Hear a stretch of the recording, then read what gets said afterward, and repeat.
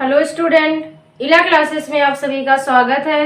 मैं सारिका वर्मा आज प्रेजेंट कर रही हूँ आपके सामने न्यूट्रिशन इन ह्यूमन अर्थात मनुष्य में या मानव में पोषण।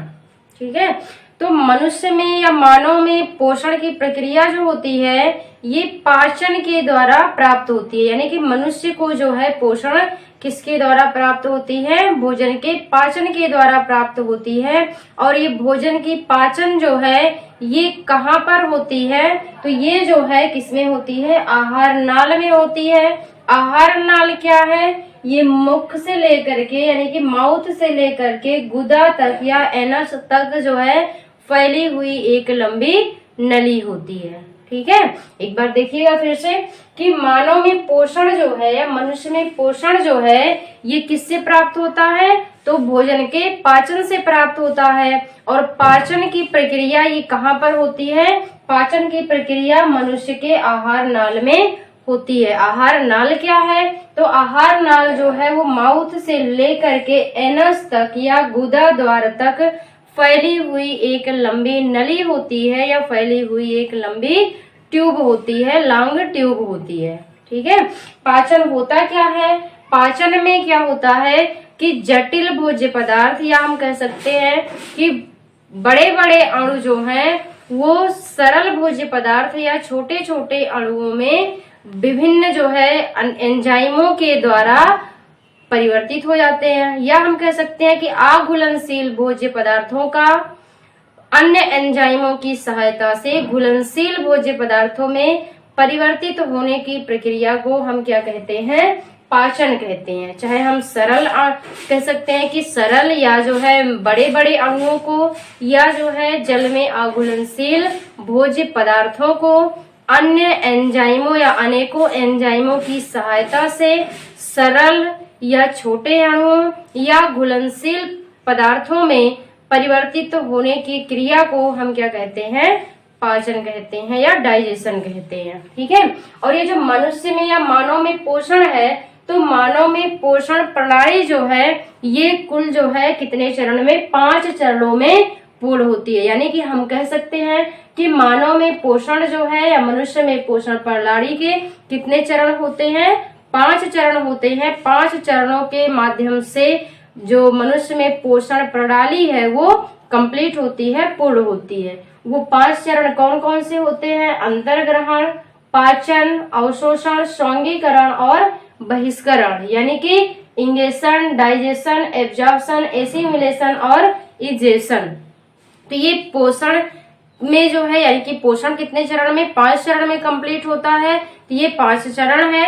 ठीक है, और ये 5 चरण कहाँ पर होते हैं? यही जो मनुष्य का आहार नाल है, मनुष्य के आहार नाल में जो पाचन है, पाचन की क्रिया संपन्न होती है। आहार नाल क्या है? ये माउथ से लेकर के एनस तक या गुदा द्वार तक फैली हुई एक लॉन्ग ट्यूब होती है या लंबी नली होती है। इसमें कौन कौन सी चीजें पाई जाती हैं? इसको हम क्या कहते हैं? आहार नाल कहते हैं। और इसी में कुछ जो है सहायक ग्रंथियां भी होती हैं। जैसे यहाँ माउथ में पाया जाता है सैलिवरी ग्लैंड, फिर यहाँ पे एक है लीवर, एक है पैंक्रियाज। ये सभी क्या है?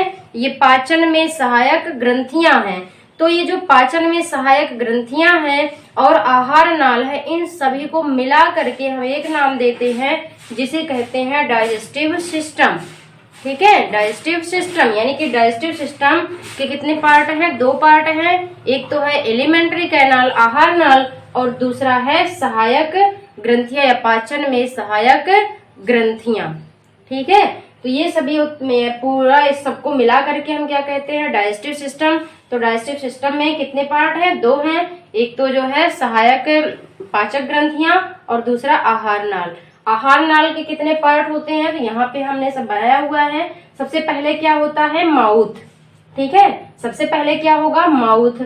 और माउथ में आप जानते हैं कि क्या क्या पाए जाते हैं? एक तो सबसे आगे आप देखते हैं टीथ पाए जाते हैं। फिर उसके बाद अंदर जाएंगे तो वहां पे क्या है? आपका जिह्वा है यानी कि टंग है, जीभ है। ठीक है, और जो माउथ में जो स्पेस है यानी कि जहाँ पे आपकी जिह्वा उपस्थित होती है, जिह्वा पाई जाती है, या हम कह सकते हैं कि माउथ के अंदर जो जगह है उस जगह को हम कहते हैं बक्कल कैविटी।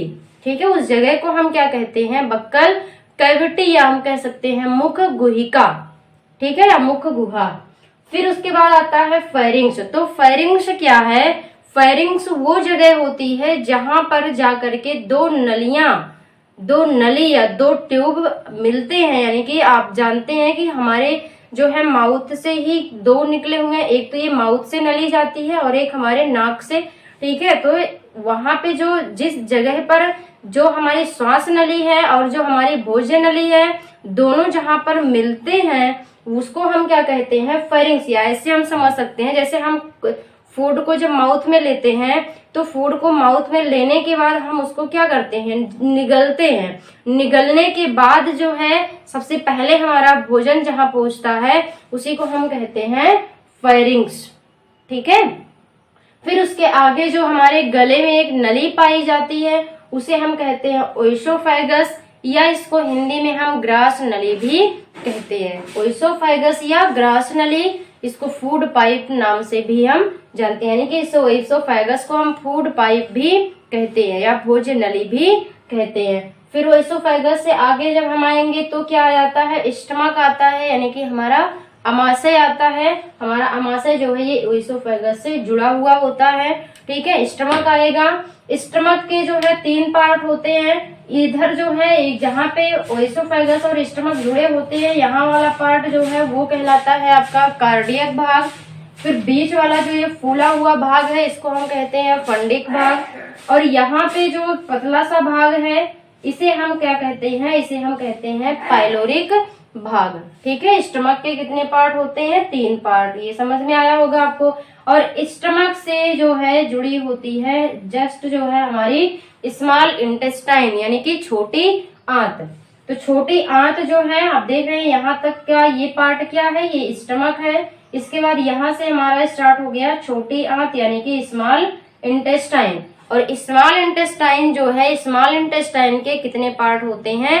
स्मॉल इंटेस्टाइन के 3 पार्ट होते हैं। हमने यहाँ पर लिखा हुआ है, एक तो है ड्यूडेनम जिसे हम ग्रहणी कहते हैं हिंदी में। उसके बाद है जेजुनम और इलियम। जेजुनम को हम हिंदी में कहते हैं क्षुद्रांत और इलियम को हम हिंदी में कहते हैं शेषांत, ठीक है। तो ये स्मॉल इंटेस्टाइन के 3 पार्ट होते हैं। पहला तो है ड्यूडेनम और दूसरा है जेजुनम और तीसरा है इलियम। तो अब देखिए ड्यूडेनम पार्ट जो है वो आपको ये वाला स्ट्रक्चर जो दिख रहा है थोड़ा सा ऐसे जो मुड़ा हुआ है, ठीक है। ये वाला स्ट्रक्चर जो आपको इतना ये दिख रहा है ये क्या है? हमारा स्मॉल इंटेस्टाइन का पहला पार्ट, यानी कि ड्यूडेनम, ठीक है। और यहाँ पे जो है ड्यूडेनम देख रहे हैं आप। फिर यहाँ पे इसके चारों तरफ क्या है? लार्ज इंटेस्टाइन है। और यहाँ से ये फिर जो है निकल गई है अंदर की तरफ में स्मॉल इंटेस्टाइन। और स्मॉल इंटेस्टाइन जो है आकर के यहाँ पे जुड़ी हुई है किससे? लार्ज इंटेस्टाइन से। और जहां पर स्मॉल इंटेस्टाइन जो है ये लार्ज इंटेस्टाइन से जुड़ी हुई है, यहीं पर आपको और एक छोटी सी थैली सी संरचना दिख रही है जिसे हम नाम देते हैं अपेंडिक्स, ठीक है। जिसे हम क्या कहते हैं? अपेंडिक्स कहते हैं, या जो है हम वर्मी फार्म अपेंडिक्स इसे कहते हैं, ठीक है।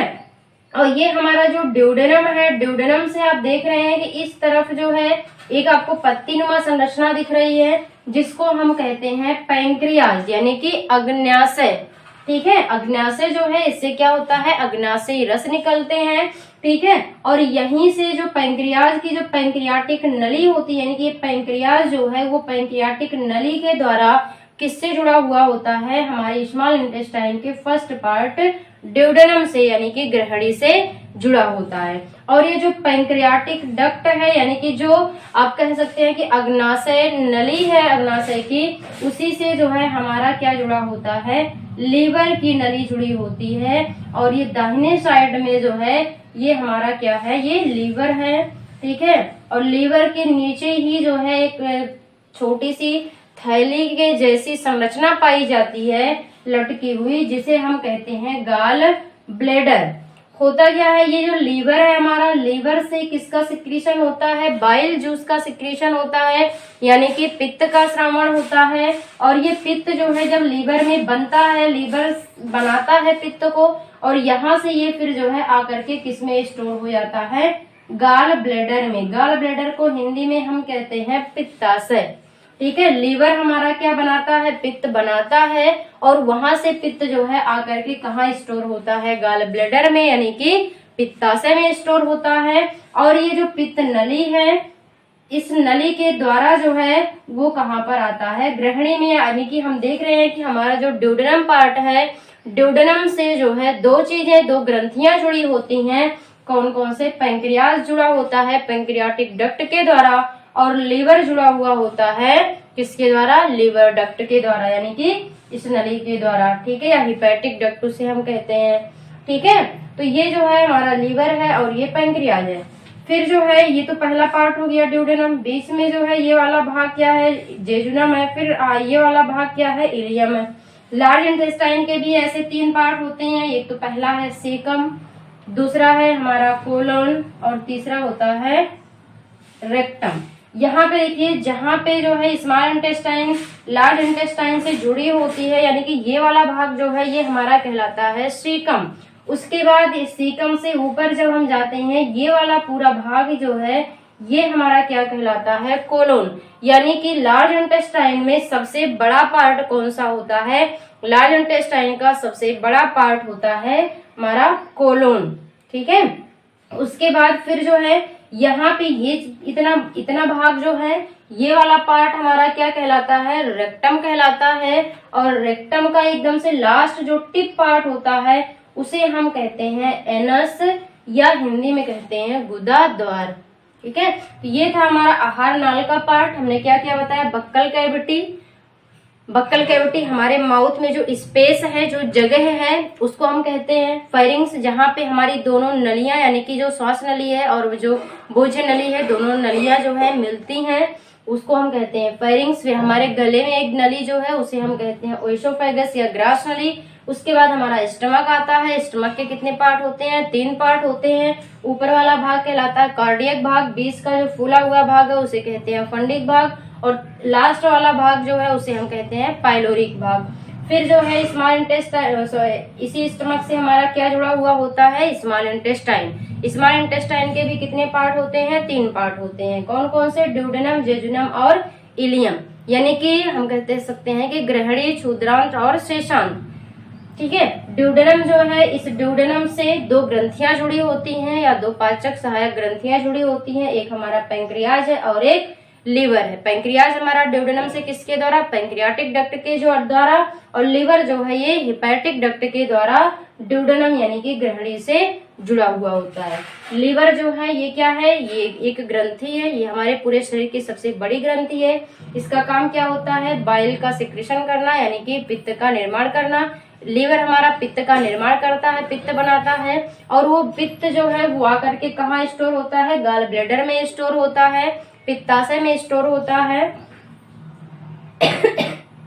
फिर जो है हमारा जो लार्ज इंटेस्टाइन है, इसके भी कितने पार्ट होते हैं, 3 पार्ट होते हैं, सीकम, कोलन और रेक्टम, ठीक है। स्मॉल इंटेस्टाइन जो है जहां पर जुड़ती है लार्ज इंटेस्टाइन से, वहां पर जो है एक थैलीनुमा संरचना पाई जाती है, जिसे हम कहते हैं अपेंडिक्स या वर्मीफॉर्म अपेंडिक्स, ठीक है। और लार्ज इंटेस्टाइन का सबसे लास्ट भाग जो होता है वो होता है एनस। यहाँ से हम याद रख सकते हैं कि हमारे एलिमेंट्री कैनाल का सबसे पहला भाग कौन सा होता है, तो माउथ हो जाएगा, और सबसे अंतिम भाग, सबसे लास्ट पार्ट क्या होता है, तो वो हमारा हो जाएगा एनस, ठीक है। यानी कि ये जो माउथ से लेकर के एनस तक ये लंबी नली है, इसी को हम क्या कहते हैं, एनस कहते हैं, सॉरी एलिमेंट्री कैनाल कहते हैं, ठीक है। अब देखिए यहाँ पे आपको समझना है कि पोषण के जो 5 चरण हैं, ध्यान से सुनिएगा, हम लिखेंगे नहीं, आप सुन करके इसको नोट करिएगा। देखिए यहाँ पे भोजन में पोषण प्रणाली के 5 चरण, 5 चरण हमने यहाँ लिखा हुआ है। पहला क्या है, अंतर्ग्रहण। अब अंतर्ग्रहण समझेंगे आपकी, अंतर्ग्रहण कहते किसे है, या इंगेशन जो है ये किसे कहते हैं, तो अंतर्ग्रहण जो है हम लिखेंगे इसमें, या हम इसे कहते हैं भोजन को जो है एलिमेंट्री या आहार नाल तक पहुंचाने की प्रक्रिया को हम क्या कहते हैं, अंतर्ग्रहण कहते हैं। भोजन को या भोज्य पदार्थ को आहार नाल तक पहुंचाने की प्रक्रिया को हम क्या कहते हैं, अंतर्ग्रहण या इंजेशन कहते हैं। यानी कि भोजन को ग्रहण करने की प्रक्रिया, आहार नाल तक पहुंचाने का मतलब क्या होता है, हम भोजन को हाथ से उठाते हैं और हाथ से उठा करके माउथ में रखते हैं। तो हम क्या कर रहे हैं, भोज्य पदार्थ को हम क्या कर रहे हैं कि अपने आहार नाल तक पहुंचा रहे हैं। तो यही प्रोसेस जो है, यानी कि भोजन को या भोज्य पदार्थ को आहार नाल तक पहुंचाने की प्रक्रिया को हम क्या कहते हैं, अंतर्ग्रहण कहते हैं या इंजेशन कहते हैं। इसको आप लिख लेंगे कि भोज्य पदार्थ को आहार नाल तक पहुंचाने की प्रक्रिया को, या हम कह सकते हैं कि भोजन ग्रहण करने की प्रक्रिया को हम क्या कहते हैं, अंतर्ग्रहण यानी कि इंजेशन कहते हैं। दूसरा हमारा है पाचन। तो पाचन हम क्या कहेंगे, पाचन में क्या होता है कि पाचन में जो जटिल भोज्य पदार्थ होते हैं, या हम कह सकते हैं कि आघुलनशील भोज्य पदार्थ होते हैं, या हम कह सकते हैं जो बड़े बड़े अणु होते हैं, वे जो है अनेकों एंजाइमों की सहायता से या बहुत सारे जो है जैव रासायनिक क्रिया या रासायनिक या भौतिक क्रियाओं के द्वारा, भौतिक क्रियाओं, रासायनिक क्रियाओं या भौतिक क्रियाओं के माध्यम से जो है वो सरल भोज्य पदार्थ, या हम कह सकते हैं कि छोटे छोटे अणुओं या घुलनशील भोज्य पदार्थों में परिवर्तित होने की प्रक्रिया को हम क्या कहते हैं, पाचन कहते हैं। फिर से एक बार सुनिएगा, जटिल एवं अघुलनशील भोज्य पदार्थों को अनेक एंजाइमों की सहायता से सरल एवं घुलनशील भोज्य पदार्थों में बदलने की प्रक्रिया को क्या कहते हैं, पाचन कहते हैं। ठीक है, जटिल एवं अघुलनशील भोज्य पदार्थों को अनेकों एंजाइमों की सहायता से सरल एवं घुलनशील भोज्य पदार्थों में परिवर्तित होने की क्रिया या बदलने की क्रिया को या परिवर्तित करने की क्रिया को क्या कहते हैं, पाचन कहते हैं, डाइजेशन कहते हैं। ठीक है, डाइजेशन का प्रोसेस हमने पहले ही बताया कहाँ पर होता है, हमारे डाइजेस्टिव सिस्टम में होता है। डाइजेस्टिव सिस्टम क्या है, डाइजेस्टिव सिस्टम के दो पार्ट होते हैं, एलिमेंट्री कैनाल, आहार नाल, और पाचक सहायक ग्रंथियां। ठीक है, तो हमारे आहार नाल में भोजन का पाचन होता है। आहार नाल क्या है, तो आहार नाल जो है वो माउथ से लेकर के एनस तक या गुदा द्वार तक फैली हुई एक लंबी नली होती है। ठीक है, और भोजन का पाचन जो है, यानी कि ये जो पाचन की प्रक्रिया होती है, ये पाचन की प्रक्रिया कहाँ से स्टार्ट होती है, तो पाचन की प्रक्रिया जो है ये कहाँ से स्टार्ट होती है, माउथ से ही स्टार्ट हो जाती है, यानी कि मुख से ही स्टार्ट होती है। ठीक है, माउथ से स्टार्ट हो जाती है पाचन की प्रक्रिया। क्या होता है कि भोजन को जब हम ग्रहण करते हैं, यानी कि अंतर्ग्रहण करते हैं, तो क्या होता है, जब भोजन को हम माउथ में रखते हैं तो हम जानते हैं कि हमारे माउथ में क्या है, टीथ है। हमारे दांत क्या करते हैं, उसको चीर फाड़ करके छोटे छोटे टुकड़ों में बना देते हैं। और जो है हमारे माउथ में ही क्या पाए जाते हैं, सलेवरी ग्लैंड पाए जाते हैं, जिनसे सलाइवा का सिक्रेशन होता है, यानी कि लार ग्रंथियां पाई जाती हैं, और उनसे लार का सिक्रेशन होता है। लार में क्या होते हैं, एंजाइम पाए जाते हैं, जो क्या करते हैं, उस भोजन में उपस्थित कार्बोहाइड्रेट को क्या कर देते हैं, डाइजेस्ट कर देते हैं, पचा देते हैं। उसके बाद भोजन हमारा जो है कहाँ पे आता है, वो इसोफेगस के द्वारा स्टमक में आता है, और स्टमक में जो है इसका फिर डाइजेशन होता है, कुछ एंजाइम प्रेजेंट होते हैं, इसको हम बाद में बताएंगे डिटेल से। स्टमक में भोजन आता है, स्टमक में भी जो है, जो स्टमक में किसका पाचन होता है, प्रोटीन का पाचन होता है। फिर यहाँ पे 3-4 घंटे लगभग भोजन होते हैं। फिर ये स्टमक से निकल करके भोजन कहाँ पहुंचता है, स्मॉल इंटेस्टाइन के ड्यूडेनम पार्ट में पहुंचता है। ड्यूडेनम पार्ट में पहुंचने के बाद जो उसमें कार्बोहाइड्रेट, प्रोटीन और फैट तीनों जो है बच गए हैं। फैट का तो पाचन हुआ ही नहीं है अभी कहीं पर, किसका किसका पाचन हुआ, कार्बोहाइड्रेट का हुआ और प्रोटीन का हुआ, लेकिन कंप्लीट डाइजेशन नहीं होता है स्टमक में। तो जो बचे हुए कार्बोहाइड्रेट या प्रोटीन होते हैं और जो वसा पाया जाता है भोजन में, उन सभी का पाचन कहाँ पर होता है, स्मॉल इंटेस्टाइन के ड्यूडेनम पार्ट यानी कि ग्रहणी में होता है। ठीक है, फिर यहाँ पे जो है कंप्लीट डाइजेशन हो जाता है ड्यूडेनम में। फिर वहां से भोजन हमारा कहाँ पे आता है, जेजुनम में आता है। जेजुनम में आने के बाद जो है वो कहाँ आता है, इलियम में आता है, यानी कि जेजुनम और इलियम भाग में जो है, यानी कि हमारे स्मॉल इंटेस्टाइन में अंदर की तरफ जो हमारी जैसे फिंगर होती हैं, इस फिंगर लाइक क्या पाई जाती है, स्ट्रक्चर पाई जाती है, संरचनाएं पाई जाती हैं, जिसे हम नाम देते हैं वेलाई।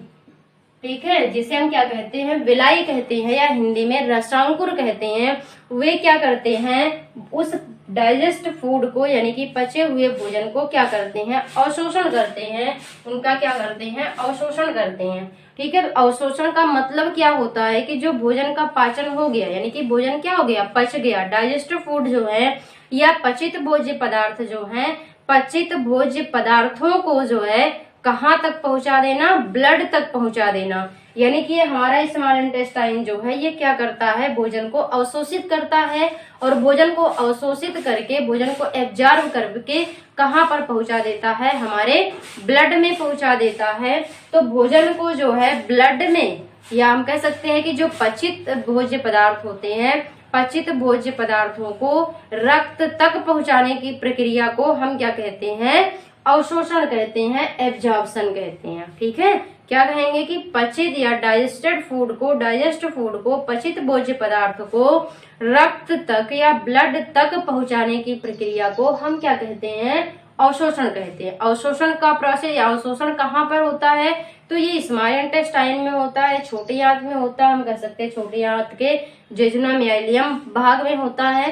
ठीक है, इसमें जो है जेजुनम या इलियम में जो है अंदर की तरफ क्या है, इसकी जो वाल होती है अंदर की, उसमें जो है अंगुली के समान छोटी छोटी संरचनाएं पाई जाती हैं, जिसे हम क्या कहते हैं, विलाई कहते हैं या रसांकुर कहते हैं। ये रसांकुर क्या करते हैं, उस भोज्य पदार्थ को, डाइजेस्टेड भोज्य यानी कि डाइजेस्टेड फूड को क्या करते हैं, सतह क्षेत्र, सरफेस एरिया प्रदान करते हैं और भोजन को अवशोषित होने में सहायता करते हैं। ठीक है, तो अवशोषण में यही है कि भोजन को या पचित भोज्य पदार्थ को कहाँ तक, रक्त तक पहुंचाने की प्रक्रिया को हम क्या कहते हैं, अवशोषण कहते हैं। उसके बाद जो है सौंगीकरण।